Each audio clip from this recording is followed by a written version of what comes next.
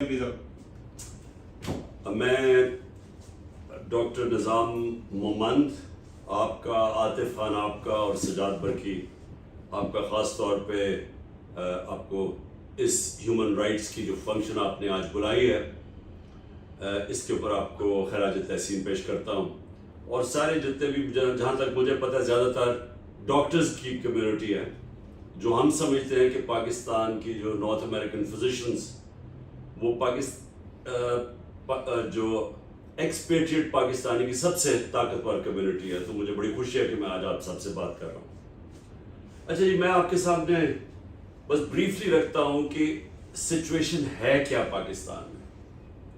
وہ آپ سنتے ہوں گے کہ ڈیفائننگ مومنٹس ایک ملک کے سے گزر رہا ہے. یہ وہ ڈیفائننگ مومنٹ ہے پاکستان کا. میں نے اپنی ساری زندگی پاکستان کے ساتھ ہی بڑا ہوا ہوں، لیکن میں نے کبھی اس طرح کا ملک میں سچویشن نہیں دیکھا. یہ ایک بڑا یونیک سچویشن ہے. یہ ایسا ہے کہ وہ چارلز ڈکنز کی سینگ ہے نا کہ it was the best of Times and it was the worst of times. یہ وہ سچویشن ہے کہ ایک طرف بالکل ایک کراس روڈز پہ کھڑا ہے کہ ایک طرف تباہی کی طرف جا رہا ہے پاکستان.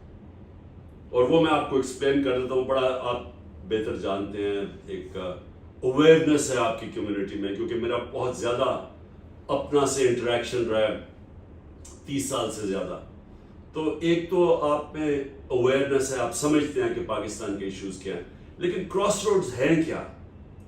یعنی وہ جب ایک ملک ادھر آ کے کھڑا ہو جاتا ہے کہ ایک طرف تباہی ہے، ایک ہم ڈکٹیٹرشپ کی طرف جا رہے ہیں، ٹوٹل جنگل کا قانون، کوئی رائٹس نہیں، کسی قسم کا اس وقت انسانیت ہی نہیں، ہیومینٹی نہیں.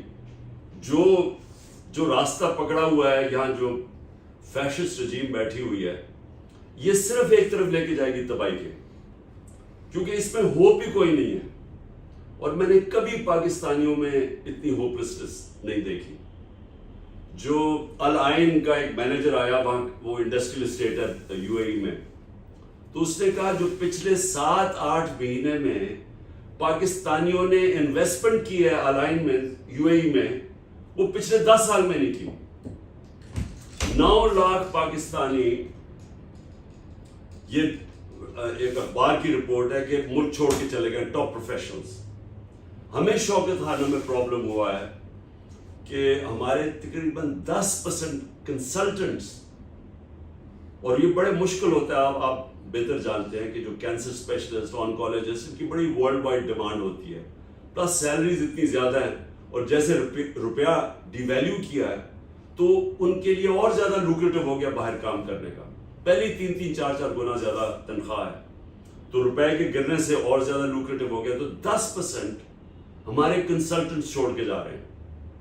اور یہ ہر جگہ ہو رہا ہے جدھر پروفیشنلز ہیں، کیونکہ ہوپلسنس ہے کہ ایک طرف ایک آدمی فیصلہ کرتا ہے بند کمرے کے اندر اپنے تھوڑے سے لوگوں کے ساتھ کہ عمران خان بڑا خطرناک ہے تو اس کی گورنمنٹ گرا دو. چلے جی، بڑا خطرناک ہے، گورنمنٹ گرا دی، لیکن اس ملک کے نامور ڈاکوؤں کو اور مجرموں کو اٹھا کے اوپر لا کے بٹھا دیتا ہے، جو 30 سال سے ثابت ایک دوسرے کو جو چور کہہ رہے تھے، جن کے اوپر باہر مضمون ہے ان کی چوری کے. زرداری کو نواز شریف نے 2 دفعہ جیل میں ڈالا کرپشن پہ. وہ جو حدیبہ پیپر مل کیس، اوپن شٹ کیس، وہ اس نے بنایا، زرداری نے بنایا نواز شریف کے اوپر. وہ دو جو ایک دوسرے کو کرپٹ کہتے تھے، جن کو پھر جنرل مشرف کرپٹ کہتا تھا، جنرل مشرف نے ان کے اوپر کیسز بنائے. نیب کا جو چیئرمین، پہلا نیب کا چیئرمین تھا جنرل امجد، اس نے ہمیں بریفنگ دی ان کی فورن پراپرٹیز کی. انہی لوگوں کو لا کے اوپر بٹھا دیتا ہے ایک گھوڑا سوار نائٹ جو آتا ہے ہمیں ہر تھوڑی دیر کے لیے بچانے کے لیے ملک کو. اور ان لوگوں جب اوپر بٹھا دیتا ہے، وہ پھر ایکسپیکٹ کرتا ہے کہ بھیڑ بکریوں کی طرح ساری قوم اب ان کو ایکسیپٹ کرے. یہ میں تکبر کا بتا رہا ہوں کہ یہ اتنا ایروگنس ایسی آپ امیجن نہیں کر سکتے کہ اس طرح کی ایروگنس کی، کیونکہ میں نے ان کو لے کے آیا ہوں اور جا کے تقریریں کرنی شروع کر دی، کیونکہ بڑا ریزنٹمنٹ آئی، اسپیشلی جو ایکس سروس مین تھے انہوں نے بڑا ریزنٹ کیا. تو ان کو جا کے تقریریں کر رہے ہیں کہ وہ اصل میں کوئی ثابت نہیں ہوا نواز شریف کے اوپر اور زرداری کے اوپر کہ جی وہ تو، یعنی اس نے پھر کیمپین کرنے کی کوشش کی لوگوں کو بتانے کے لیے کہ نہیں نہیں میں نے بڑا ٹھیک فیصلہ کیا. اب پرابلم کیا ہوا، ان کو ایکسپٹ کروانے کے لیے اب یہاں سے اصل ڈیمیج ہونا شروع ہوا. جب انہوں نے دیکھا کہ 9 اپریل کو پی ٹی آئی کی گورنمنٹ گرائی گئی، 10 اپریل کو اسپونٹینیسلی ہزاروں لاکھوں لوگ نکلے سڑکوں کے اوپر سارے پاکستان میں. اگلے دن یہ کبھی ہوا نہیں پاکستان میں یہ دوسری طرف جا رہا ہوں کہ why is it the best of times, کہ ایک دفعہ پہلی دفعہ اتنا بڑا ریئیکشن آیا کہ پبلک نے شو کیا کہ ہم ان چوروں کو نہیں ایکسپٹ کر رہے. اس کے بعد میں نے جو جلسے تھے، میں نے کوئی 60-70 جلسے کیے. پاکستان کی تاریخ میں کبھی اتنے بڑے جلسے نہیں ہوئے. اس کے بعد اور بائی الیکشنز آئیں، اور یہ ہوا ہی نہیں ہے کہ اپوزیشن میں بیٹھ کے پوری اسٹیبلشمنٹ، پولیس، گورنمنٹ کی ساری مشینری، الیکشن کمیشن، سب 12 پارٹیز اکٹھی سب ان کی مدد کریں اور 37 میں سے 30 بائی الیکشن ہم جیت گئے. اب جب یہ عقل تو یہ کہتی ہے جب آپ کو پتہ چل گیا کہ آپ نے غلطی کی ہے اور پبلک آ کے کھڑی ہو گئی ہے پارٹی کے ساتھ، زیادہ تر اس لیے کہ ان کی شکلیں جب دیکھی کہ پھر سے ان کو اوپر امپوز کرنے لگے ہیں، تو کورس کریکشن ہونا چاہیے تھا. بجائے کورس کریکشن کے وہ کہتے ہیں کہ when you have a big hammer everything looks like a nail. تو انہوں نے وہ ہیمر چلانا شروع کر دیا اور پارٹی کے اوپر وہ تشدد کیا، انہوں نے ظلم کیا. اس کے بعد کہ جو پاکستان کی تاریخ میں 2 مارشل لاز تو میں نے دیکھے ہوئے ہیں، جنرل مشرف کا اور جنرل ضیاء کا. جنرل مشرف کا مارشل لا تو لبرل تھا، اس سے تو آپ کمپیئر ہی نہیں کر سکتے کہ جو یہ ہوا، یہ جو اب ہوا ہمارے ساتھ پچھلے 14 مہینے میں. جنرل مشرف کا، کیونکہ میں اپوزیشن میں تھا، وہ تو لبرل تھا، تو اس پہ تو ہمیں کھلی اجازت تھی، ہم ٹی وی پہ جاتے تھے، پارلیمنٹ میں بولتے تھے. کبھی کوئی کالی ویگو کا ڈالا رات کے 3 بجے آ کے آپ کے گھر کے اندر نہیں گھستا تھا اور آپ کو اٹھا کے مارتا نہیں تھا. اور ان کو جو خاص ایک یہ ہیوملیٹ کرنے کے لیے لوگوں کو ننگا کرتے تھے، ننگا کر کے ان کو ہیوملیٹ کرتے تھے، مارتے تھے، ٹارچر کرتے تھے. یہ شروع ہو گیا جنرل باجوہ کے دور میں، یہ بتانے کے لیے کہ نہیں ایکسیپٹ کرو ان لوگوں کو. جس طرح پھر سے میں کہتا ہوں کہ ہم انسان ہی نہیں، ہم بھیڑ بکریاں ہیں، تو ان کو مارتے جاؤ گے تو یہ اس طرف چل پڑیں گے. سو انہوں نے یہ پھر کیا، ہر قسم کا کلیمپ ڈاؤن جو کہ 25 میں پچھلے سال شروع کیا. ہم لانگ مارچ کر رہے تھے، 3 لانگ مارچز انہوں نے کی، ہم نے کسی کو روکا ہی نہیں. اس سے 2 دن پہلے انہوں نے گھروں میں گھسے، رات کے ہزاروں گھروں میں گھسے، انہوں نے لوگوں کو اٹھا لیا، ان کو ٹیررائز کیا. ہم سب شوق میں چلے گئے کہ یہ کیا ہوا ہے.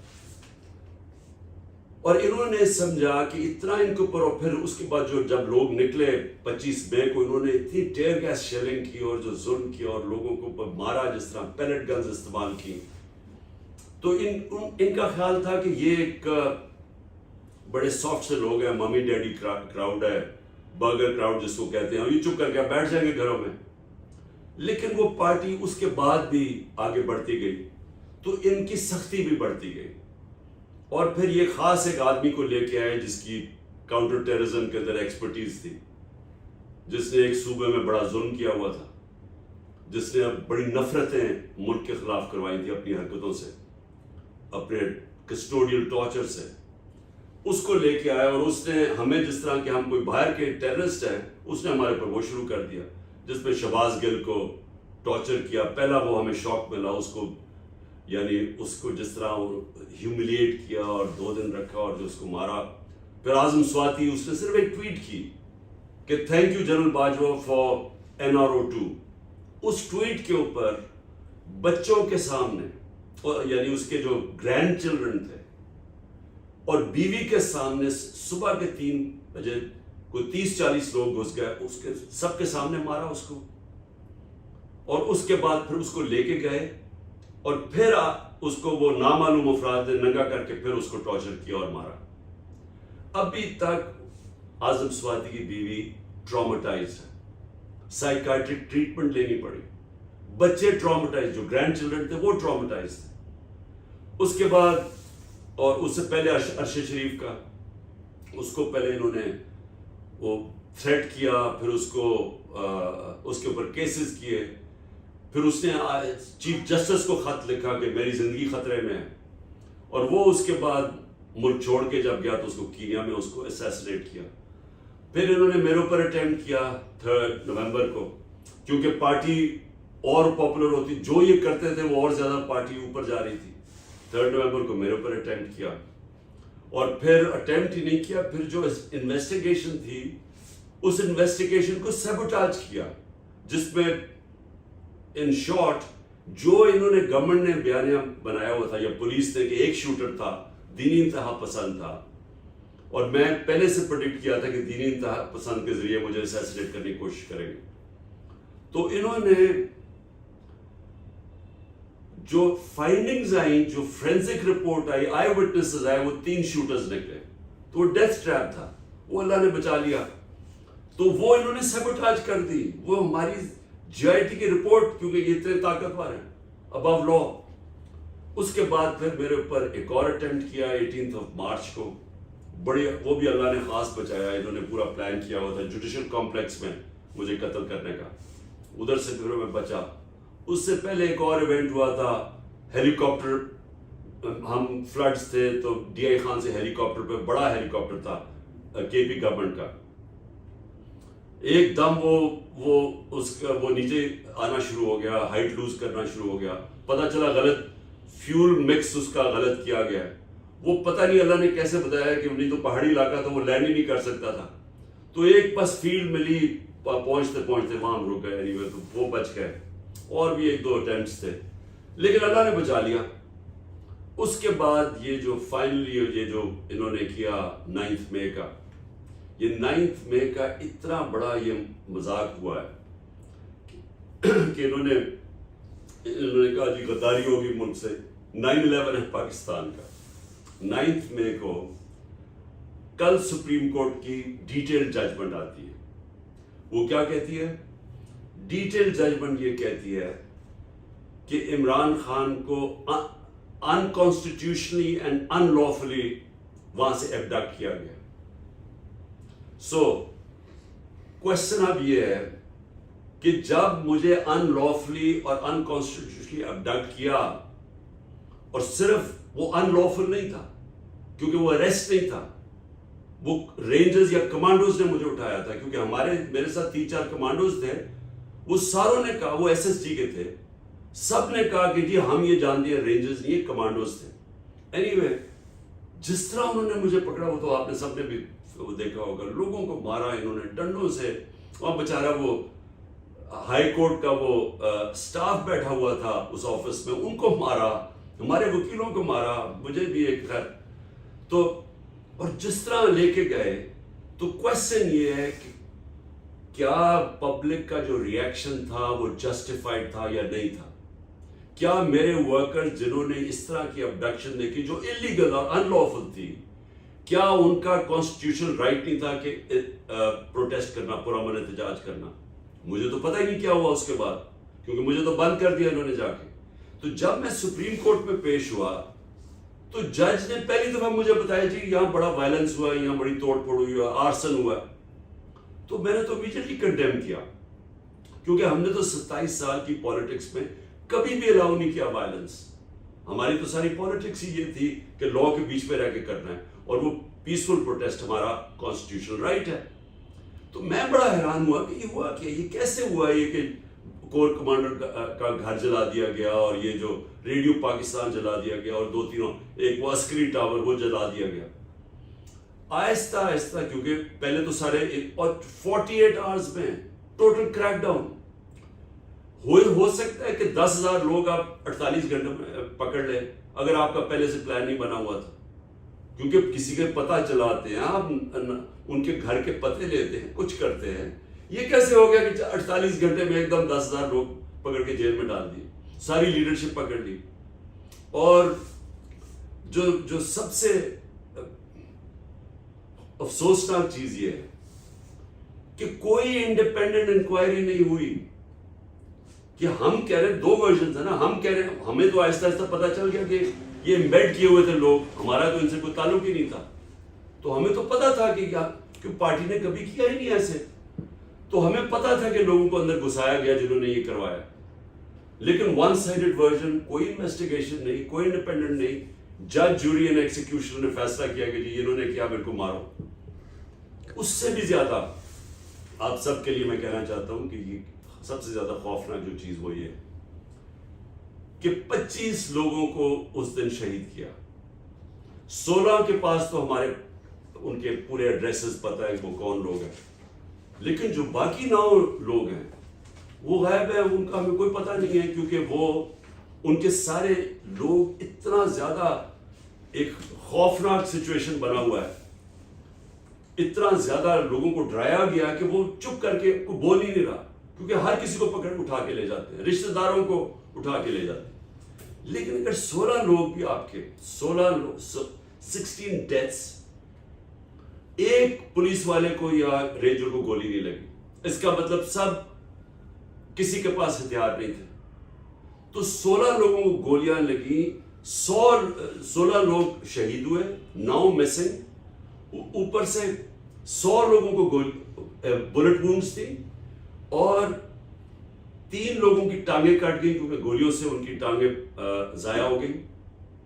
ایک آدمی اس وقت پیرالائز ہے, اس کی کمر میں گولی لگی, اور آپ یقین کریں ایک کسی نے بولا ہی نہیں اس کے اوپر کوئی, یعنی وہ کور کمانڈر گھر بڑا برا ہوا, ہم سب کنڈیم کرتے ہیں, لیکن انسانی جانیں گئی ہیں.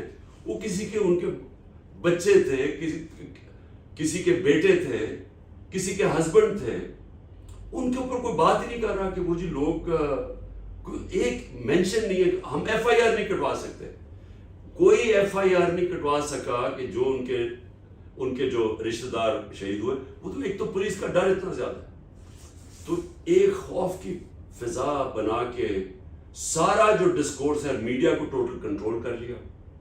سارا میڈیا ٹوٹلی کنٹرولڈ ہے. آپ کو پتہ ہے کل آئی ایم ایف کی میٹنگ ہوئی تو وہ جو تصویر کے اندر سے مجھے انہوں نے غائب کر دیا. یعنی اتنا خوف ہے کہ عمران خان کا نام بھی نہیں آنا چاہیے. اور اس کے علاوہ ہمارے لوگ ٹی وی پہ نہیں جا سکتے ریپرزینٹ کرنے کے لیے, ان کو اٹھا لیتے ہیں. اب صرف وکیل ہی رہ گئے ہمارے پاس جو کہ ریپرزینٹ کرتے ہیں. اینی وے میں یہ کہہ رہا ہوں کہ یہ ون سائیڈڈ ورژن میرے مطابق یہ سارا پلان تھا. انہوں نے ہر حربہ استعمال کیا پی ٹی آئی کو کرش کرنے کا. وہ اور زیادہ اب پارٹی کو کیسے کرش کریں گے جب وہ پبلک نے فیصلہ کر لیا کہ وہ پارٹی کے ساتھ کھڑی ہو گئی. وہ ریفلیکٹڈ ہے بائی الیکشنز میں, وہ سارے اوپینین پولز میں ریفلیکٹڈ ہے. تو اس سے اگر یہ ان کا خیال ہے کہ یہ خوف پھیلائیں گے, لوگ ہمارے توڑ رہے ہیں, جو جیل میں جاتا ہے پی ٹی آئی کا پکڑ لیتے ہیں, وہ جیسے وہ کہتے ہیں کہ میں پی ٹی آئی چھوڑ رہا ہوں, اس کے سارے کرمنل کیسز ختم ہو جاتے ہیں, اس میں دہشت گردی ختم ہو جاتی ہے, سارے کیسز ختم ہو جاتے ہیں. تو ساروں کو پکڑتے ہیں جس کو پکڑتے ہیں. اور اتنا ہمارے کئی لوگ, اب doctor Yasmin 75 cancer patient, cancer survivor, اس کو پکڑا ہوا ہے, عورتوں کو پکڑا ہوا ہے, صرف اور صرف یہ زور لگانے کے لیے کہ پی ٹی آئی چھوڑ دو, پی ٹی آئی کو ختم کرو. تو میں کیوں اب کہتا ہوں کہ in a way it's the best of time. Best of times یہ ہے کہ کبھی بھی میں نے اپنی زندگی میں نہیں سوچا تھا کہ پاکستانی قوم کو سمجھ آئے گی جو میں نے یہ 27 سال پہلے اپنی موومنٹ شروع کی تھی انصاف کی. دیکھیں آپ اب امریکہ میں آپ اس چیز کو سمجھتے ہیں, اور میں بھی تب سمجھا جب میں as a ten ager England گیا, جب میں کرکٹ کھیلنے گیا, پھر یونیورسٹی گیا, مجھے پہلی دفعہ سمجھ آئی کہ رول آف لا کیا ہوتا ہے. ہمیں اس چیز کی سمجھ ہی نہیں تھی, کیونکہ یہاں تو ڈکٹیٹرشپ تھی ایوب خان کی جب ہم بڑے ہو رہے تھے. تو پہلی دفعہ ہمیں سمجھ آئی کہ رول آف لا ہوتا کیا ہے, کہ نو ون از ابو لا, اور یہ ہے بیسس سویلائز سوسائٹی کا. اسی لیے میں نے اپنی پالیٹکس شروع کی تھی 27 سال پہلے, اور 14 سال اس میں سے ولڈرنیس میں تھے, کیونکہ لوگوں کو سمجھ ہی نہیں آ رہی تھی. کیونکہ یہاں جی ہر کوئی مجھے کہتا تھا جی روٹی کپڑا مکان ٹائپ کوئی سلوگن لے کے آئیں, نہیں تو لوگ آپ کے ساتھ نہیں چلیں گے. اور وہ میں سمجھ گیا کیوں, کیونکہ یہاں تو انصاف ہوا ہی نہیں ہے کبھی. دیکھیں ہماری ایک بڑی فیمس ایک جوک چلتی ہے پنجاب کے اندر. وہ جوک یہ ہے کہ ایک براسی دبئی سے بڑا پیسے بھرا کے آتا ہے اور وہ آگے چودھری کی بیٹی سے کہتا ہے میں نے شادی کرنی ہے. اب وہ جو چودھری ہے وہ اس کو مار مور کے وہ اسے نوکروں کہتا ہے باہر پھینکو. تو وہ فیمس جوک یہ ہے کہ وہ جب وہ اٹھتا ہے تو پھر چودھری صاحب کے پاس کہتے ہیں چودھری صاحب میں پھر نہ سمجھا. تو آپ یہ سوچیں کہ امریکہ میں یہ کوئی جوک ہو سکتی ہے؟ کیا کوئی کسی کو اس چیز کے اوپر کوئی مار سکتا ہے؟ کیونکہ یہاں رول آف لا ہے, یا پروٹیکشن ہے, یا کمزور کی پروٹیکشن ہے. یہ لوگوں کو سمجھ نہیں آتی. یہاں جو طاقتور ہے, اور یہ کبھی بھی معاشرہ کامیاب نہیں ہوتا, یہ میری آپ غور سے بات سمجھ لیں. اور یہ ہمیں اتنا ہی نہیں پتا کہ یہ ہمارا جو سب سے پہلے جب مدینہ کی ریاست بنی تھی, میں لوگوں کو سمجھا کے تھک گیا ہوں, کیونکہ وہ جو ریاست تھی وہ ایک ماڈرن ریاست تھی, سارے ماڈرن پرنسپلز کے اوپر بیس تھی. اس کا جو مین پرنسپل تھا وہ رول آف لا تھا, عدل اور انصاف. اور اس کے اوپر فاؤنڈیشن بنی تھی one of the greatest civilizations ever. سب سے بڑا دنیا کی تاریخ میں انقلاب آیا تھا. میں لوگوں کو سمجھاتا ہوں کہ اس کو اسٹڈی کریں انٹلیکچولی. ہم دینی طرف لے جاتے ہیں, میں چاہتا ہوں کہ اس کو انٹلیکچولی اسٹڈی کریں کہ یہ دنیا میں کتنا بڑا فینومینا تھا کہ 625 کے اندر جنگ بدر ہوتی ہے, 313 لڑنے والے. 636 11 سال کے بعد بیزنٹائن ایمپائر, رومن ایمپائر یارموک کی جنگ میں ہار جاتا ہے مسلمانوں سے. سپر پاور 1,00,000 ان کی سدن لیجن تھی. وہ 11 سال کے بعد وہ, اور 12 سال کے بعد دوسری سپر پاور پرشین ایمپائر, وہ قدسیہ میں ہار جاتا ہے. یہ جو فینومین ہے, اس کو جب تک ہم صحیح معنی میں اسٹڈی نہیں کریں گے, ہمیں سمجھ نہیں آئے گی کہ کیوں اللہ قرآن میں کہتا ہے کہ نبی کی سنت پہ چلو. کیونکہ وہ جو ریولوشن آئی تھی اس کو ہم کبھی بھی ڈسپیشنٹلی انڈرسٹینڈ نہیں کرتے. جو سب سے بڑا کام اس ریولوشن کا تھا, انسانوں کو آزاد کر دیا تھا, اور آزاد انسان ہی معاشرے کو اٹھاتے. اور آزادی کے اوپر کیوں اتنا بڑا ایمفسس ہے قرآن میں؟ جو اپنی جان کھو دیتا ہے آزادی کے اندر اس کو شہید کہا جاتا ہے. شہید کا رتبہ صرف پیغمبروں سے نیچے ہے, سیکنڈ, یعنی اتنا بڑا رتبہ ہے. مطلب کہ آزادی کا اتنا بڑا رتبہ ہے. سارے اللہ کے جو پیغمبر آئے تھے وہ سارے انصاف کی بات کرتے تھے, کیونکہ انصاف سے آزادی ملتی ہے. یہ جو میں ابھی آپ چودھری کی جوک سنائی ہے اور مراسی کی, یہ کیا ریفلیکٹ کرتا ہے کہ یہاں ایک سوسائٹی ہے جدھر طاقتور ہے, ہی above law, اور جو نیچے ہے he has no access to justice, اس کے اوپر بنیادی حقوق ہی نہیں ہے.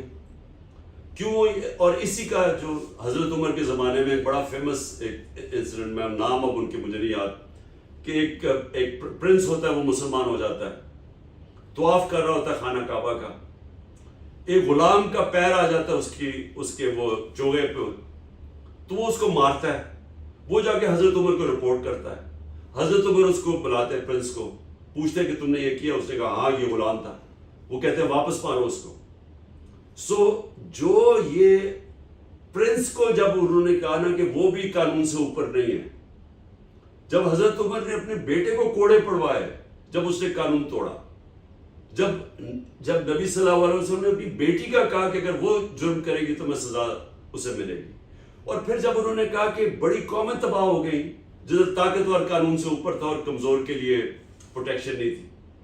اسی لیے جب حضرت ابو بکر خلیفہ بنے, پہلی ان کی مشن سٹیٹمنٹ کیا تھی کہ میں طاقتور اور کمزور کو قانون کے سامنے کر دوں گا, رول آف لا.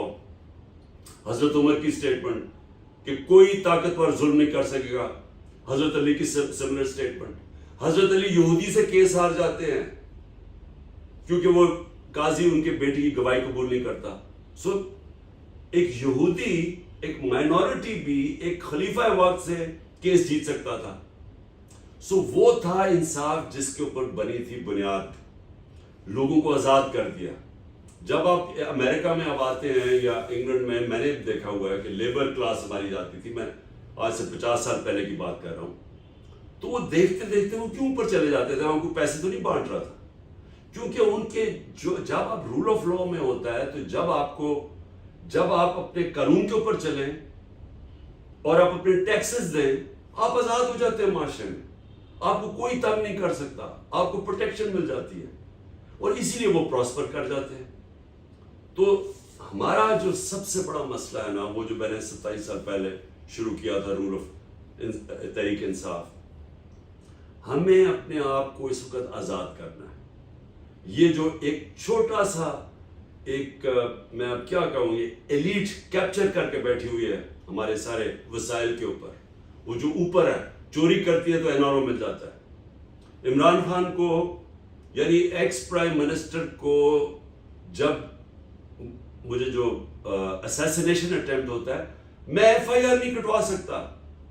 یہ فنڈامنٹل رائٹ ہے شہری کا کہ مجھے پتا ہے کون جن کو میں سسپیکٹ کر رہا تھا، میں ان کی انویسٹیگیشن نہیں کروا سکا۔ میں prime minister, ex prime minister, head of the largest party in Pakistan, میں اپنی ایف آئی آر رجسٹر نہیں کر سکا، اور میرے اوپر کیونکہ طاقتور میرے خلاف ہے، اب تک 180 ایف آئی آر ہو چکی ہیں۔ 180 یعنی یہ ورلڈ ریکارڈ ہوگا ایف آئی آرز کا کہ 70 سال کی عمر تک ایک ایف آئی آر نہیں، اور صرف اتنے ٹائم کے اوپر 180 ایف آئی آر، اور ہر روز ایڈ ہوتی ہے نہیں۔ سو یہ ہوتا ہے جب رول آف لا نہیں ہوتا، اور یہ معاشرے کبھی اٹھ نہیں سکتے۔ سب سے بڑا پرابلم یہ ہے کہ یہاں انویسٹمنٹ نہیں آتی، یہ خوشحال ہی نہیں ہوتے معاشرے۔ ایک ٹیبل صرف یہ دیکھ لیں کہ جو دنیا کے 140 ملک ہیں، ان میں یہ دیکھ لیں کہ جو رول آف لا انڈیکس پہ ٹاپ 15 پہ ہیں، اور وہ دیکھ لیں جو باٹم 15 پہ ہیں۔ جو ٹاپ 15 پہ ہیں ان سب کا جو پر کیپٹا ان کا وہ $60,000 سے اوپر ہے، اور جو باٹم 15 پہ ہیں جس میں پاکستان بھی ہے، ہمارا پر کیپٹا ان کا $1,500 ہے۔ جو نمبر 1 ہے ڈینمارک، اس کا $68,000۔ ہمارے سامنے سنگاپور جس کا پر کیپٹا پاکستان کا ایک ہی تھا، اب میں بات کر رہا ہوں 60s میں، ہم تقریباً ایک ہی ہمارا تھا کہ $500 یا اس طرح کچھ تھا۔ آج سنگاپور کا $55,000 پر کیپٹا انکم، اور ہمارا $1,300-1,400 ہے۔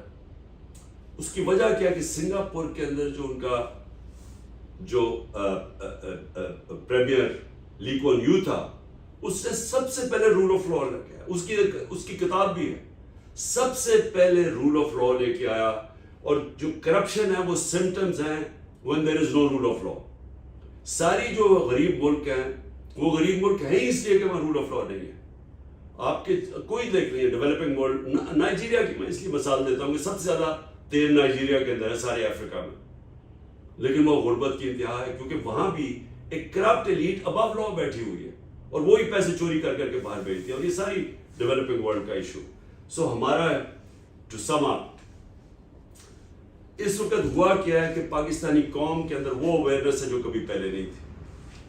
سو ان دیٹ سینس ہم اس سٹیج پہ پہنچ چکے ہیں جدھر کبھی بھی اس ملک کے اندر اس طرح کا پبلک اویئرنیس نہیں تھی، اور پبلک ایک طرف آ کے ایک پارٹی کے ساتھ کھڑی ہو گئی ہے۔ وہ جو مرضی کر رہے ہیں آپ، وہ پبلک اس پارٹی کے ساتھ جڑ گئی ہے آ کے، اس لیے یہ الیکشن سے بھاگ رہے ہیں۔ اس لیے انہوں نے 14 مئی کو despite supreme court order according to the constitution Punjab کا الیکشن ہونا چاہیے تھا، انہوں نے نہیں کرایا، کیونکہ سب ڈرے ہوئے ہیں۔ اور ڈرے اس لیے ہوئے ہیں کہ وہ جو میں نے آپ کو پہلے بتایا کہ جو 37 میں سے 30 بائی الیکشن ہم سویپ کر گئے ہیں ڈسپائٹ ٹوٹل گورنمنٹ سپورٹ اور اسٹیبلشمنٹ۔ سو اس لیے ہو کیا رہا ہے، یہ بھاگ رہے ہیں الیکشن سے، اور یہ الیکشنز تب کروائیں گے جب یہ سمجھتے ہیں کہ تحریک انصاف کرش ہو گئی ہے۔ اور تحریک انصاف کو کرش کرنے کے لیے انہوں نے، جس طرح میں نے کہا، ساری سینئر لیڈرشپ یا چھپی ہوئی ہے یا جیلوں میں ہے، اور وہ جیل میں سے صرف تب نکلتی ہے اگر وہ اناؤنس کریں۔ لیکن آپ کو ذرا میں جو بتا رہا ہوں کہ وائی از اٹ کہ پاکستان کی تاریخ میں بہت، اور میں سمجھتا ہوں کہ اب اس کو کوئی روک نہیں سکتا، جب پبلک ایک کھڑی ہو جاتی ہے ایک پارٹی کے ساتھ، جب پبلک اس کو آپ جو مرضی کر لیں وہ تھوڑی دیر کے لیے سبڈیو بھی ہو جائے گی، لیکن جب ان کو موقع ملے گا الیکشن میں، یہ دیکھنا، میں آج آپ کے سامنے پروڈکشن کرتا ہوں کہ یہ جو مرضی کر لیں، یہ اس کو اب روک ہی نہیں سکتے، کیونکہ میں وہ آدمی ہوں جس نے 27 سال زیرو سے شروع کی ہے پارٹی. 27 سال پہلے یہ کسی نے بھی نہیں کیا کہ زیرو سے پارٹی شروع کی، اور میں نے 14 سال تو ولڈرنس میں تھے نا، آہستہ آہستہ میں نے پبلک اوپینین کو چینج ہوتے دیکھا. جو آج پاکستان کا پبلک اوپینین ہے، یہ کبھی پہلے نہیں تھا. جس طرح آج پاکستان قوم کو ایشوز کی سمجھ ہے، اور اس میں ہمارا یوتھ خاص طور پہ سوشل میڈیا کا بہت بڑا ہاتھ ہے، بلکہ آج تو ہم صرف سوشل میڈیا کے ذریعے آپ کے ساتھ کمیونیکیٹ کرتے ہیں. لیکن جو خوشائن چیز وہی ہے، اور میں آپ کو اب مثال دے رہا ہوں پنجاب کی. پنجاب کے اندر میں نے ٹکٹس دے دیے تھے یہاں، ہمارے جو الیکشنز ہو رہے تھے 14 مئی کے. اب یہ سوچیں کہ انہوں نے پورا زور لگا لیا، لوگوں کے گھر توڑے ہیں، لوگوں کے گھر لوٹے ہیں، لوگوں کے رشتہ داروں کے پاس پہنچ گئے، کیونکہ سب چھپے ہوئے ہیں. جتنے بھی ٹکٹ ہولڈرز ہیں ہمارے سب چھپے ہوئے ہیں، انڈر گراؤنڈ ہیں. ان کے رشتہ داروں پہ پہنچے ہیں، ان کے بچوں پہ پہنچے ہیں، ان کی بزنسز بند کر دی ہے. یعنی کبھی اس طرح کا تشدد نہیں کیا. میں بھی یہ کرتے ہوں گے نازی جرمنی کے اندر یا اسٹالن کے سوویت یونین میں، کہ اگر آپ کا جس آدمی کو ڈھونڈنا ہے وہ نہیں ہے تو اس کے رشتہ داروں کو پکڑ لو، اس کے بچوں کو پکڑ لو، ان کی عورتوں کو پکڑ لو. یہ کبھی نہیں ہوتا تھا، میں نے تو کبھی نہیں سنا. اس کے باوجود ہر قسم کا انہوں نے ظلم کیا اور ان کو ڈرایا، دھمکایا، ان کی بزنسز بند کیے ہیں. 400 ٹکٹ ہولڈرز ہیں پنجاب میں. آپ یقین کریں کہ 400 میں سے اس پورے تشدد کے باوجود صرف 40 گئے ہیں، باقی سارے انٹیکٹ کھڑے ہیں. تو اس سے یہ اپڈیٹ ہوئے ہیں، کیونکہ انہیں پتا ہے کہ جب الیکشن ہوگا، اچھا جو ٹکٹ ہولڈرز ہیں ان کو بھی پتا ہے کہ جیسی جو چھوڑ رہا ہے، وہ پبلک کا اتنا ریئیکشن آ رہا ہے کہ ان کی کوئی چانس ہی نہیں ہے، ان کی پالیٹکس ختم ہو جاتی ہے. اس لیے ریزسٹ کر رہے ہیں. اور وہ چھوڑتا ہے تو 6-7 نیچے بیٹھے ہوئے ہیں ان کی جگہ لینے کے لیے. اس لیے یہ پبلک کو یہ نہیں کچھ کر سکتے. یہ جتنا بھی کریں گے، پبلک اوپینین کوئی یہ جانور نہیں ہے. پبلک اوپینین کو آپ یہ اس طرح کی طریقوں سے، نیچے ووٹر تو آپ کا کھڑا ہوا ہے. تو انہوں نے جو یہ جو اب آگے، میں آپ پریڈکٹ کر رہا ہوں آگے انہوں نے کیا کرنا ہے. اب یہ ڈریں گے، الیکشن اناؤنس کرنا پڑے گا ان کو. 14 اگست از دا لاسٹ ڈیٹ. اس کے بعد ان کو الیکشن کرنا پڑے گا. تو ان کا پلانز کیا ہے؟ ایک مجھے جیل میں ڈالنے کا پلان ہے. میں اینٹیسپیٹ کر رہا ہوں کیونکہ 180 کیسز ہیں، تو میں اینٹیسپیٹ کر رہا ہوں کہ منڈے یا فرائیڈے تک یہ مجھے جیل میں ڈال دیں گے، کیونکہ مجھے لگتا ہے کہ ان کے پلانز وہ بنے ہوئے، ڈیسپریٹ ہوئے ہیں. وہ کیس ہی کوئی ایسا نہیں ہے اب تک جو وہ عدالت میں جاتا ہے، وہ کیس ہی سارے بوگس کیسز ہیں، لیکن اتنے زیادہ کیے ہوئے ہیں اور انہوں نے تھوڑا مینج کیا ہوا ہے. میں سمجھتا ہوں کہ اچھا میں جیل میں چلا گیا، یہ ڈسکوالیفائی کرنے کی کوشش کریں گے. ایک جج ان کی پوری مدد کر رہا ہے اس وقت، تو وہ دوسری چیز ہے. لیکن اس سے کیا فرق پڑ جائے گا؟ ڈسکوالیفائی کریں گے، جیل میں بھی ڈال دیں گے، تو الیکشن میں تو پارٹی کو کیسے، ووٹر کو کیسے روکیں گے؟ تو میری پریڈکشن یہ ہے کہ جو بھی کریں یہ اس سٹیج پہ پہنچ گئے کہ جیت نہیں سکتے. لیکن انہوں نے الیکشن ڈیلے کرنے کی کوشش کرنی ہے. اور اس کے لیے جو میں کہہ رہا ہوں نا کہ یہ بلائنڈ ایلے کی طرف آپ جا رہے ہیں. جتنا بھی آپ یہ ڈیموکریسی کا قتل کریں گے، پارٹی کو ڈسمینٹل کرنے کی کوشش کر رہے ہیں اور ہر پہ استعمال کریں گے، یہ صرف تب اس ایکسٹینٹ پہ چلے جائیں گے کہ الیکشن بھی فارسیکل ہو جائیں گے، اور وہ بجائے الیکشن سٹیبلٹی لانے کے اور ڈی سٹیبلائز کر دیں گے ملک کو. اور IMF کے ساتھ جو میں نے کل بات کی تھی، اور وہ سمجھتے ہیں اس چیز کو کہ جب تک پولیٹیکل سٹیبلٹی نہ آئے، اکانومی تو سٹیبلائز کر ہی نہیں سکتی. اور اکانومی تب سٹیبلائز کرتی ہے جب ایک پریڈکٹیبلٹی ہو ایک سسٹم میں، رول آف لا ہو، لوگوں کو یہ پتا چلے کہ اب یہ 5 سال تک یہ ایک پارٹی ہے، اس کے یہ پروگرام ہے، اس کا یہ اکنامک پالیسیز ہیں.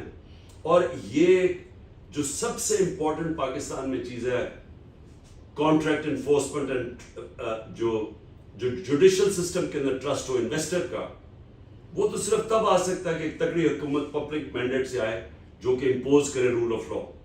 اب میں یہ آخر میں صرف یہ کہہ رہا ہوں کیونکہ آپ پاکستان کی جس طرح میں کہا بڑی وہ کمیونٹی ہے جو پاورفل بھی ہے اور زیادہ آپ انفلوئنس کر سکتے ہیں یو ایس کے اندر پالیسی کو اگر آپ تھوڑا اور یونائٹ کر جائیں. لیکن ایک پرابلم ہماری جینز میں ہے کہ پاکستانی اس کو یونائٹ کرنا آسان کام نہیں ہے کیونکہ میں تو کرکٹ کے زمانے سے جانتا ہوں. جب میں پہلی دفعہ 18 سال کا تھا ٹیم کے اندر آیا تو میں نے 14 کی اسکواڈ کے اندر 3 ٹیمیں دیکھی بجائے ایک ٹیم کے. تو پھر میں نے ریئلائز کیا کہ ہماری جینز میں کوئی ایشو ہے. تو میں ہمیشہ یہ پرابلم یونائٹ کرنے کا ہمیں مشکل ہوتا ہے. لیکن اگر آپ کی کمیونٹی یہاں امریکہ میں یونائٹ کر جائے یہ بہت پاورفل وائس بن سکتی ہے. یہ جس طرح انڈین کمیونٹی خیر انڈین تو اس وقت ہمارے سے بدقسمتی سے بہت آگے نکل گئے ہیں لیکن ہم اگر یہاں یونائٹ کر جائیں تو اس کا امپیکٹ بڑا پڑ سکتا ہے. لیکن میرا جو نظر میں کہ جو سب سے ہمیں فائدہ ہے جو میں انویزج کر رہا ہوں کہ انشاءاللہ اللہ نے موقع دیا تو ہم کیسے نکلیں گے. ہمارا سب سے بڑا کرائسس ہے کہ ہمارے پاس ڈالرز کی کمی ہے, ہمارے ریزروز کم ہے, ہم ڈالر انکم کبھی بھی کسی نے ایکسپورٹس پہ زور نہیں لگایا. تو میں جو آگے فورسی کرتا ہوں کہ ہمارا جو 10 ملین اوورسیز پاکستانی ہیں ان کی یہ ہے ہمارا فیوچر جن کی وجہ سے پاکستان اپنا کک سٹارٹ کرے گا اپنی اکانومی کو. اور وہ تب کرے گا جب ہم ان کو پاکستان کے جو سسٹم ہے جو پاکستان کا جوڈیشل جسٹس سسٹم ہے اس کے اوپر جب اعتماد ہوگا. کیونکہ ابھی تو یہ حال ہے کہ اگر کوئی ایک پلاٹ ہی لیتا ہے تو اس کے اوپر قبضہ ہو جاتا ہے اور وہ بیچارے کے پاس کوئی, میں نے تو دیکھا ہوا نا یہ حالات کیا. ہم نے تو خیر بڑی کوشش کی تھی اسپیشل کورٹس بنانے کی اوورسیز پاکستانیز کے لیے, لیکن اگر پلاٹ جیسی چیز کے اوپر قبضہ ہو جاتا ہے تو کون انڈسٹری میں انویسٹ کرے گا, کون سرمایہ کاری کرے گا. اور یہ ہمارا سب سے بڑا المیہ ہے ہمارے سسٹم کے اندر. جس طرح میں نے کہا پاکستان ڈینمارک نمبر 1 ہے رول آف لا انڈیکس میں, Pakistan out of 140 countries 129th and that was before the crack down. جو کریک ڈاؤن کیا اب تو بالکل ہی رول آف لا ختم ہو گیا نا, اب تو لا آف دا جنگل ہے پاکستان میں. لیکن اس سے پہلے 140 میں پاکستان کا نمبر 129 تھا. 129 آپ کا نمبر رول آف لا میں ہو, آپ انویسٹمنٹ اٹریکٹ کر ہی نہیں سکتے. جو انویسٹر ہے وہ گھبراتا ہے, اس کا پیسہ ہے وہ سیونگز اکٹھی کرتا ہے. میں بڑے بڑے انویسٹرز کی بات نہیں کر رہا, میں جو اسمال اور میڈیم انڈسٹری جو بیک بون ہوتی ہے ایک ملک کی, وہ جو پیسے کماتے ہیں باہر, وہ پھر جا کے ان کا شوق ہوتا ہے پاکستان میں انویسٹ کریں. ان کا اتنا برا ایکسپیرینس ہوتا ہے کیونکہ یہاں فراڈ ہو جاتا ہے, ان کے پاس کوئی راستہ نہیں ہوتا, وہ دبئی میں جا کے انویسٹ کر دیتے ہیں جس سسٹم کو وہ ٹرسٹ کرتے ہیں. تو میری کنٹینشن یہ ہے کہ اگر جب ایک گورنمنٹ آئے پبلک مینڈیٹ سے, وہ سب سے پہلے رول آف لا پاکستان میں امپوز کرے, جس طرح لی کون یو نے سنگاپور میں کیا تھا, جس طرح مہاتر محمد نے ملیشیا میں کیا تھا. ملیشیا میں بھی بڑی کرپشن تھی. مہاتر کی اچیومنٹ یہ تھی کہ اس نے کانفیڈنس دیا لوگوں کو اس سسٹم کے اندر جس میں پھر انویسٹمنٹ آنی شروع ہوئی. ہمارا پاس تو جس طرح میں نے کہا 10 ملین اوورسیز پاکستانی ہیں, جیسے ہی ہم اپنا سسٹم ٹھیک کریں تو اس ملک میں انویسٹمنٹ آنی شروع ہوگی, تو جس میں آپ لوگوں کا بہت بڑا انشاءاللہ ہاتھ ہوگا. اور میں ڈاکٹرز کے لیے کہنا چاہتا ہوں, ہم نے جو ہیلتھ کارڈ شروع کیا تھا اس کا مقصد کیا تھا. ہیلتھ کارڈ کا یہ تھا کیونکہ اس وقت صرف جو ہم گورنمنٹ ہاسپٹلز بنا ہی نہیں سکتے سارے ملک کو کور کرنے کے لیے, تو ہیلتھ کارڈ کا مقصد یہ تھا کہ ہیلتھ انشورنس اگر ہر شہری کے پاس, ہر خاندان کے پاس 10 لاکھ کی ہوگی تو گاؤں کے اندر, دیہاتوں کے اندر بائنگ پاور آ جائے گی لوگوں کو پیسے دینے کے لیے, اور پرائیویٹ سیکٹر چلا جائے گا وہاں. اور جانا شروع ہو گیا تھا, پرائیویٹ سیکٹر جانا شروع ہو گیا تھا دیہاتوں کے اندر. کیٹریکٹ کے آپریشن, چھوٹی چھوٹی کلینکس کھل گئی تھی جو ہیلتھ کارڈ کے اوپر تھا, تو لوگوں کو ہیلتھ کور مل گیا تھا. اس کے علاوہ پرائیویٹ سیکٹر نیٹ ورک پھیلا سکتا پورا ہمارا پاکستان کے اندر, اور پھر کمپیٹ کرے گورنمنٹ ہاسپٹل سے. گورنمنٹ ہاسپٹل پر پریشر پڑ جائے گا کہ وہ اپنی پرفارمنس ٹھیک کریں. تو یہ ہمارا بڑا ریولوشنری آئیڈیا تھا, اور ایکچولی اس کے بڑے اچھے اچھے رزلٹس آ رہے تھے جو یہ حکومت رول بیک کرنے کی کوشش کر رہی ہے. تو آخر میں آپ سب کا میں سر اچھا میرے پاس پوری لسٹ آئی ہوئی ہے, مجھے انہوں نے بھیجی ہے. ہاں ڈاکٹر جلیل خان, آپ کا بھی, نظام محمد کو تو میں کہہ بیٹھا ہوں, ڈاکٹر محمد طارق، اور ہاں ہمارے ڈائی ہارڈ ڈاکٹر نصر اللہ خان، آپ کو بھی میں خاص طور پہ آپ کا شکریہ ادا کرتا ہوں، اور آپ سب کا جو ہماری پاکستانی امریکن کمیونٹی ہے، میں سمجھتا ہوں کہ آپ میں سب سے زیادہ پوٹینشیل ہے اس ملک کی مدد کرنے کا. بہت بہت شکریہ جی، تھینک یو.